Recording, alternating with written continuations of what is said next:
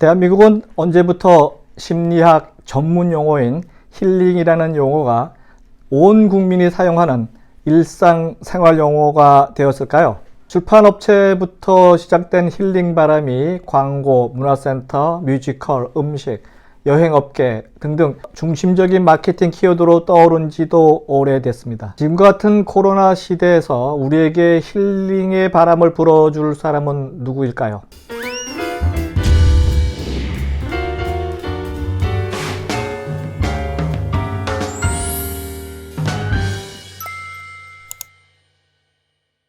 안녕하세요. 유통구단 김앤커머스 대표 김영호입니다.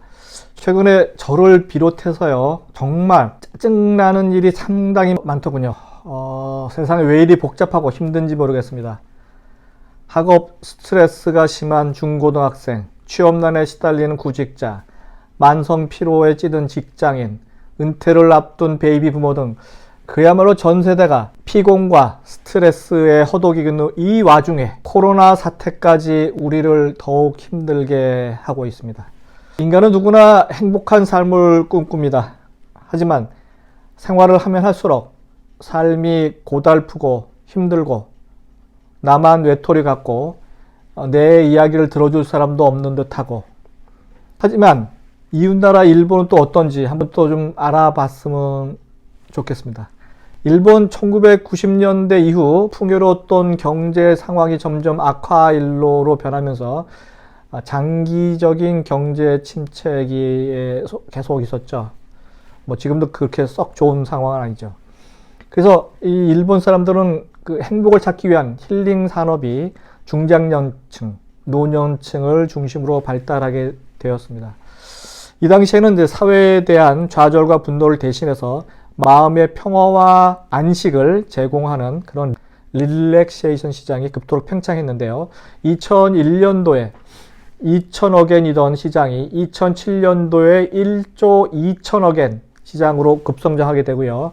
2020년 올해에는 12조 혹은 16조 엔 규모로 성장할 것이라고 일본 관광산업 미래백서가 미리 밝힌 적이 있었습니다. 일본의 그 힐링 산업의 특징은요, 직장인들을 중심으로 점심시간이나 퇴근 후 잠시 시간을 내서 마사지를 받을 수 있는 릴렉스 살롱, 혹은 고농도의 산소를 흡입할 수 있는 산소바 등등 오프라인 주요 상권에 포진했다는 점, 여기에 산소 발생기나 산소가 들어간 음료, 물에 담은 용기에 두 종류의 분말을 넣어 순도 높은 산소가 나오도록 만든 상품 등 산소 상품이 활기를 재충전하기 위한 상품군으로 통신 판매 히트 상품군에 랭크되기도 했었습니다. 그래서 이게 지금 이제 코로나 사태로 해서 점점 이제 무점포 판매 방식, 모바일 판매 방식, 온라인 판매 방식으로 좀 바뀌고 있는 중이죠. 앞으로 우리나라도 온라인 혹은 모바일 판매 방식으로 힐링 상품이 나타날 듯 한데요. 현재 여러 가지 오프라인 상으로도 힐링 상품이 있기 때문에 이 상품을 소규모로 계속 발전 운영되겠죠. 그래서 한번 몇 가지가 있는지 한번 체크해 보도록 하겠습니다. 첫 번째, 힐링 관련 개인 트레이너입니다. 헬스인데요. 경제 상황은 어렵지만 필수품 소비를 줄여서라도 마음의 위안을 얻으려는 소비자가 점점 늘어나고 있는 건 사실이고요. 직장인 중에서도 무료로 이용할 수 있는 사내 헬스클럽이 있음에도 불구하고 대신에 회사 근처에 사설 헬스클럽에 등록하는 사람이 늘고 있습니다. 월 이용료에다가 TT라고 하죠. 개인 퍼스널 트레이너를 비용을 추가해서라도 자신만을 위한 개인 트레이너 방식을 선택하는 소비자가 상당히 늘고 있습니다. 줄어든 용돈을 대신해서 점심을 직접 싸가거나 혹은 사내 구내 식당을 이용하기도 하고 돈을 절약하죠. 개인의 체력 관리를 통해서 마음 치유를 하는 방식입니다. 일단 몸이 튼튼해야 건전한 사고를 지니게 될 거라는 생각이 들고요. 저도 계속 지금 헬스를 하고 수영도 하고 하지만 그걸 통해서 정신 건강에 상당히 리프레시 되는 그런 아주 좋은 역할을 하게 됩니다. 두 번째는 이제 힐링 스테이, 뒤에 보이는 템플 스테이 있는데요. 한국 고유의 쉴 휴자요. 쉬는 프로그램을 진행하는 템플 스테이가 K-힐링의 메카로 자리매김을 하고 있는 중입니다. 물론 지금은 코로나 때문에 모든 활동이 잠정적으로 이제 중지되고 정지되었지만 향후 힐링 스테이는 사찰을 중심으로 활발하게 전개될 수 있을 것입니다. 우리나라보다는 이제 외국에 더 주목받으면서 관광 한류에 새 바람을 불어넣기에 모자람이 없어 보입니다. 세 번째는 이제 같은 맥락으로 힐링 푸드가 있는데요. 우리가 이제 먹는 음식에 대한 조절이죠. 처음에 이 힐링 푸드는 당뇨병 혹은 비만 환자를 위한 식단 개발로 처음 출발했는데 최근에는 국과 현미밥 그리고 밑반찬에 저염김치, 샐러드, 생선, 두부 등등 이런 4가지를 내놓는 단출한 건강 식단이 소비자에게 호응을 얻고 있죠.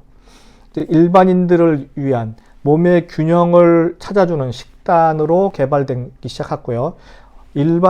환자뿐만 아니고 일반인에게도 인기리에 모바일 쇼핑을 통해서 판매되고 있는 중입니다. 아까 그 템플스테이하고 약간 좀 연관이 될 수도 있겠지만 힐링 여행이 있습니다.